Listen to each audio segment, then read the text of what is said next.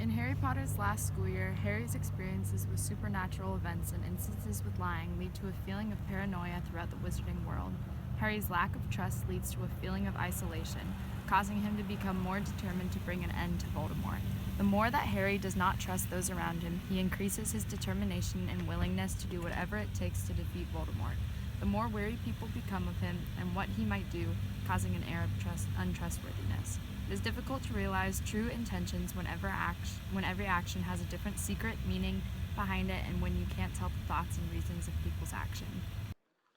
I am thy father's spirit. If thou dissever thy dear father love, revenge his foul and most unnatural murder. Murder. I was told he died in a car crash.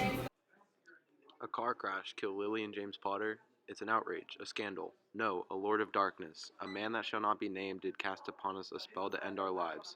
Oh horrible, most horrible. Voldemort came to our house and tried to kill you. However, your mother and I fought to protect you. Voldemort ended up killing us both, but you survived. We risked our lives so that you could live yours. How all occasions do inform against me and spur my dull revenge. What is a wizard? Is his chief good and merit of this time but beasts to sleep and study? Black magic no more. Sure, he that made us with such large discourse, looking before and after, gave us not the capability and godlike reason to fuss on us unused. Now whether it be animalistic feelings or human emotion, of thinking too precisely on the event, a thought which quartered hath but one part wisdom, and ever 3 parts coward. I do not know why yet I live to say I have to do this, as if I have cause and will and strength and means to do it. Examples gross as earth exhort me.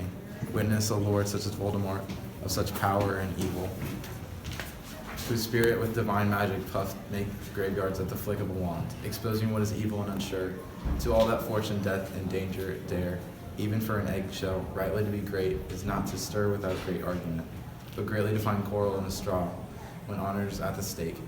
How stand I then, that have a father killed, a mother killed, silence of my reason and my blood, and let all sleep, while to my shame I see the imminent death of my friends and family, that for a fantasy and trick of fame, many have died in the fight, whereon the numbers and cannot try the cause, which is not tomb enough, incontinent to hide and sling. Oh, from this time the forth, my thoughts be bloody, or be nothing worth. Ask me know that with the wings are swift and as meditation, or if the thoughts of love may sweep to my revenge. But as much as I would love to see him dead, this wizard is much more powerful than I am. How should I go about bringing revenge on Voldemort? After all of the pain that Voldemort has brought to the wizarding community, Harry wanted to end Voldemort once and for all. However, Voldemort had powers that Harry didn't know of.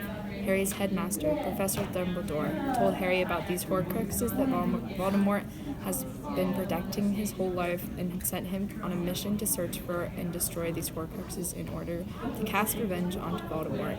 Harry had to set up a plan of set things that he has to do before he is capable of achieving his final goal of killing Voldemort.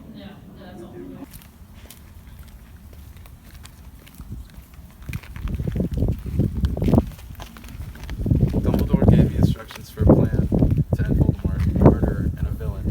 We have to search for several Horcruxes that Voldemort made to protect himself, and we need to destroy all of them. We need to revenge his foul and most unnatural murder. Well, how many Horcruxes are there, and where exactly are they located? I'm not quite sure, but I does know that they are objects that contain deep sentimental value towards Voldemort. I was thinking about how instead of going to the school next year, I must go to England, searching for the Horcruxes. Thou can join me if desired, but this is going to be very dangerous and tiring work. But you must swear never to make known of what I've told you tonight. Everything I have mentioned must be kept a secret from everyone, even those related to us. The more people know, the more people who can slip up and leak our plans. We must keep it to ourselves. You must swear. You promise not to say anything? Not I, Harry. Nor I.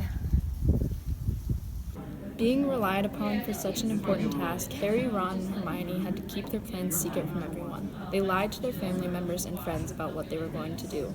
They could only trust each other. To be honest, as this world goes, is to be one man picked out of 10,000. The 3 friends created plans and did research to try to discover as much as about magic of forming and destroying the Horcruxes as possible. They all realize the potential dangers that they ensured from this journey. However, Harry fears that Ron and Hermione are putting themselves into too much danger. I know you said after Dumbledore's funeral that you wanted to come with me, but We're coming with you. That was decided months ago. Years, really. are you sure you thought of this through? This mission is very dangerous, and I don't want either of you to come along and end up in great danger because of me. We've thought through this extensively. We all made plans to disappear while keeping our families safe. Voldemort is a very powerful, evil, dark wizard who has murdered hundreds of people in the past. He must be killed once and for all, so everyone can live in peace. We really want to help you out, Harry, but we both obey and here give up ourselves in full bed to lay our service freely at your feet to be commanded. You can't do that on your own. Harry appreciated the commitment of his comrades, but he still longed for them to be safe. He didn't know if he wanted Voldemort to be killed simply because he was an evil wizard, or if there was an underlying desire for revenge. And Harry didn't want his friends to be hurt during his acts for revenge. At the end, Harry decided that Ron and Hermione were right. They had both felt the impact of Voldemort and his followers, and they needed to be stopped. However, Harry knew he couldn't do it alone. He needed their help to research what objects Voldemort may have created into Horcruxes and where he might have hidden them. So I've been doing some research about Horcruxes. Of them I have much to tell thee. I have learned that they are horrible objects, pieces of the owner's soul that were ripped apart and put into sentimental objects when the owner kills someone. So we know some of Voldemort's Horcruxes. There is his diary, his family ring, a Slytherin lock, and possibly his snake, Nagini. One of my weaknesses in my melancholy, as Voldemort is very potent with such spirits, abuses me to damn me. I'll have grounds more relative than this. The Horcruxes are things wherein we'll be able to end Voldemort. We also know that he had a deep connection with Hogwarts and seemed to have a collection of items representing the school. Dumbledore reckoned that Voldemort collected representative items from each house and turned them into Horcruxes. He had left the locket for Slytherin and possibly other items for the other three houses. So where should we go to start looking for the Horcruxes? First, we should start off with finding the actual Slytherin locket. From the information we have, we know the locket is one of the Horcrux. Our mission is to find it and destroy it, along with the other Horcruxes. Harry, Ron, and Hermione left school. They also left behind their families to try to finish Dumbledore's task of finding and destroying the Horcruxes. They took refuge in a house that had belonged to Harry's uncle before he was murdered by one of Voldemort's followers. While they were there, they discovered the location of the locket and they captured it. However, they could not destroy it. Continuing their task and through their research, they discovered how to destroy these Horcruxes using a sword belonging to Gryffindors that had been tempered with a deadly venom. Soon after they destroyed it, a group of Voldemort's followers gave them chase. They were too slow of flight and they put on a compelled valor but ended up being taken prisoner. They escaped not only with their lives but with also the knowledge of where another Horcrux was. They now know that they had to break into a highly protected bank vault to steal the Horcrux which laid within. Through more planning, they barely succeeded in escaping the bank with the Horcrux. However, they lost the sword during the escape. After they got away, Harry had a vision of Voldemort, only furthering his desire to avenge his parents' death.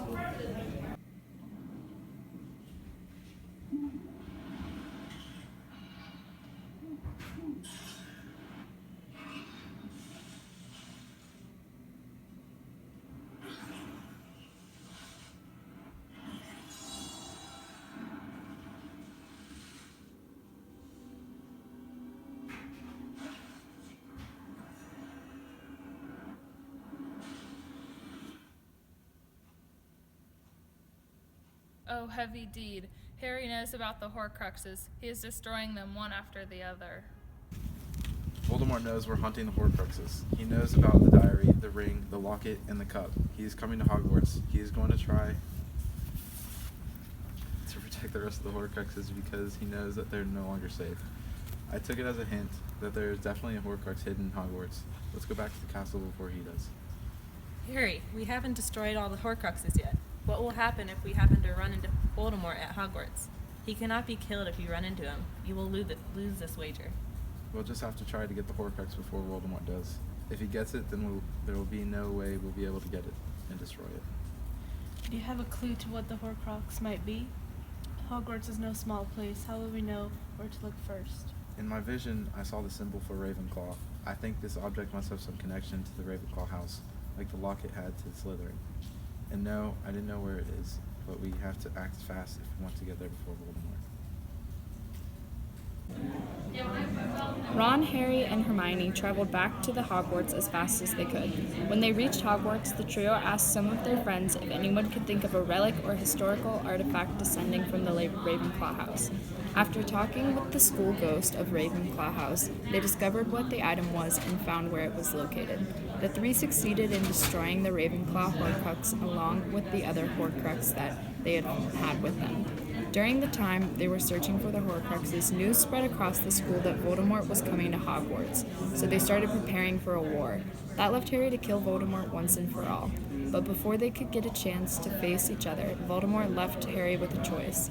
He could sacrifice himself to Voldemort, and Voldemort, along with his followers, would leave Hogwarts without harming the people, or the fighting could continue and Voldemort's skilled army would surely kill many more people.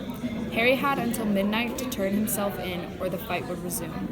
Harry went to face Voldemort, knowing that the last Horcrux was not yet destroyed. The last Horcrux would be the most difficult to destroy. It was Voldemort's pet snake, Nagini. On his way to meet Voldemort, Harry ran into one of his friends, Neville. Neville warns Harry he will lose the wager. Voldemort is lying, and even if Harry sacrifices himself, the fight won't be over. Harry lied, saying that he wasn't going to do such a thing, but that Neville needed to kill the snake if he got the chance.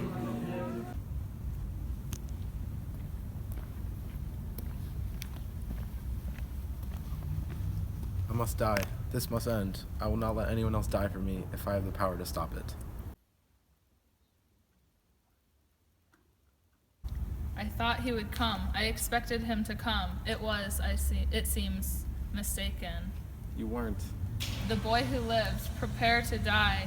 Avada Kedavra. Oh, I die.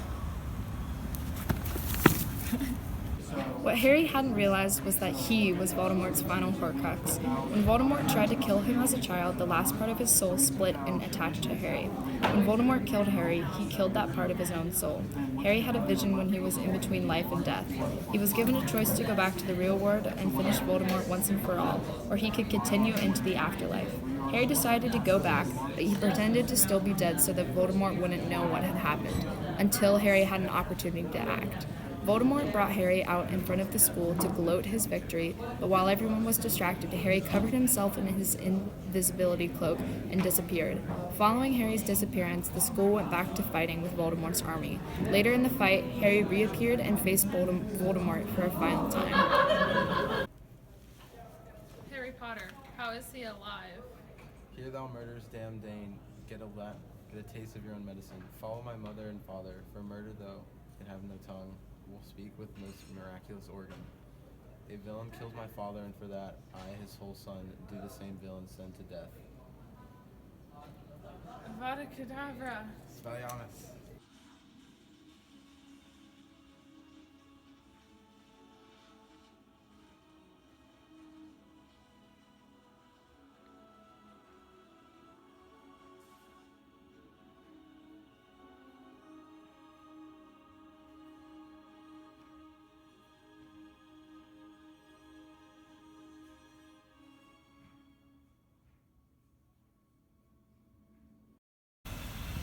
As Harry goes through the trials towards killing Voldemort, he keeps secrets and hides the truth to protect the important job that he, Ron, and Hermione have been assigned.